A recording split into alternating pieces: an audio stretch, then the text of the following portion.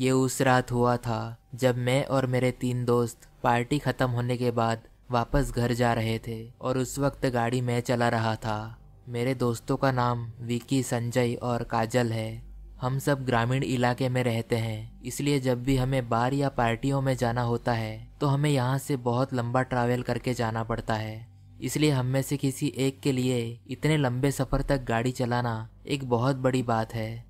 हम हाईवे 513 पर गाड़ी चला रहे थे, जहाँ पूरा अंधेरा छाया रहता है, जहाँ सिर्फ 1 या 2 घर होते हैं, लेकिन ये इलाका पूरा जंगल से भरा है। ये सड़क शहर की ओर जाती है, जहाँ ज़्यादातर बार्स मौजूद हैं। ये घटना तब घटी जब हम शहर से वापस आ रहे थे। काजल रोने लगी क्योंकि उसे बहुत ज़ोर की पेशाब लगी थी। मैंने उससे कहा कि उसे कुछ देर और इंतज़ार करना होगा। ऊपर से काजल नशे में थी और अब उसे पेशाब की वजह से बहुत दर्द हो रहा था, इसलिए वो बहुत चिल्लाने लगी। फिर मैंने सोचा कि क्यों ना सड़क के किनारे गाड़ी रोककर जंगल में कहीं पेशाब किया जाए। काजल जल्दी से बाहर निकली और झाड़ियों में चली गई। मैं सड़क के दूसरे किनारे चला गया और थोड़ा जंगल के अंदर चला गया, सिर्फ इसलिए क्योंकि मैं नहीं चाहता कि कोई मुझे पेशाब करते हुए देखे।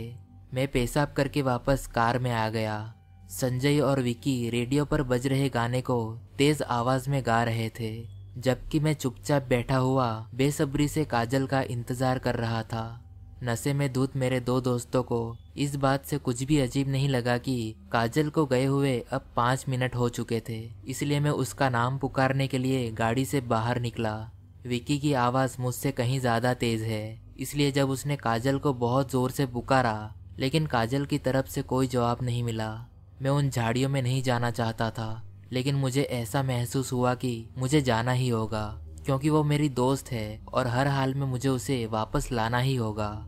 मैंने विक्की को साथ आने के लिए मजबूर किया, क्योंकि मुझे अकेले अंदर जाने में डर लग रहा था। संजय कार में ही रुका रहा। हाथ में टॉर्च लेकर विक्की और मैं झाड़ियों के बीच से उस तरफ जा रहे थे जिस तरफ काजल गई थी।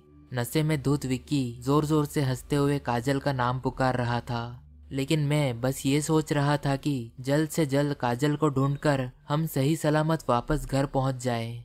झाड़ियों को झाड़ते हुए कदमों की आवाज और विकी की हंसी के अलावा मैंने पास में कुछ और भी सुना। मैंने विकी को रोकने के लिए अपना हाथ उसकी छाती की ओर बढ़ाया। अब जो कुछ भी सुनाई दे रहा था वो झाड़ियों के बीच से बहने वाली रात की हवा थी। विकी ने कहा कि ये कैसी फुसफुसाहट है, जिस पर मैंने कहा श्श।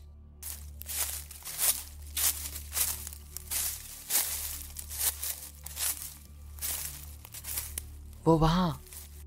विकी ने फिर से काजल का नाम पुकारा। मैं ये सोच रहा था कि कहीं वो छिपकर हमें डराने की कोशिश तो नहीं कर रही थी। और फिर कदमों की आवाज रुक गई, इसलिए हम झाड़ियों में थोड़ा और अंदर चलते गए। घनी झाड़ियों से गुजरने के बाद हमें एक छोटा सा रास्ता दिखाई दिया, जिस पर कम से कम 2 लोग आराम से चल सकते हैं। मैं अपनी टॉर्च को इधर उधर घुमाते हुए आगे बढ़ रहा था। तभी मुझे 3 लोगों के कदमों की आवाज सुनाई दी। फिर किसी ने कुछ झाड़ियों को उखाड़कर खुले में बाहर की ओर धकेल दी। तभी अचानक कोई सामने आया। सबसे पहले मैंने टॉर्च उसके पैरों पर की। मुझे लगा कि ये विकी होगा, लेकिन टॉर्च से देखने पर पता चला कि ये विक्की नहीं, बल्कि उसकी जगह कोई अनजान आदमी था जिसे मैंने पहले कभी नहीं देखा था। उसका चेहरा साफ नहीं दिख रहा था और वो कुछ ठीक ठाक नहीं लग रहा था। मैं पीछे मुड़ा और तेजी से दौड़ते हुए उसी दिशा में जा रहा था जहाँ से मैं आया था। मुझे याद है कि मैं इतनी तेज भागा था कि मुझे कार तक पहुँचने में सिर्फ 10 सेकंड लगे। इस समय संजय नशे की वजह से कार में बेहोश हो गया था, इसलिए मैंने उससे मदद लेने की कोशिश नहीं की। मैं हॉर्न बजा रहा था ताकि विकी और काजल का ध्यान मेरी तरफ आए। उस अनजान आदमी की मौजूदगी ने मुझे परेशान कर दिया। मैंने हॉर्न बजाना जारी रखा और थोड़ी ही देर में विकी काजल को घसीटते हुए झाड़ियों से बाहर ला रहा था। मैं उसकी मदद करने के लिए बाहर निकला और उसे कार के अंदर सीट पर बिठा दिया। विकी ने काजल के सिर पर घाव की ओर इशारा किया, जैसे कि उस पर किसी भारी नुकीली चीज से वार किया गया हो। हम काफी घबरा गए।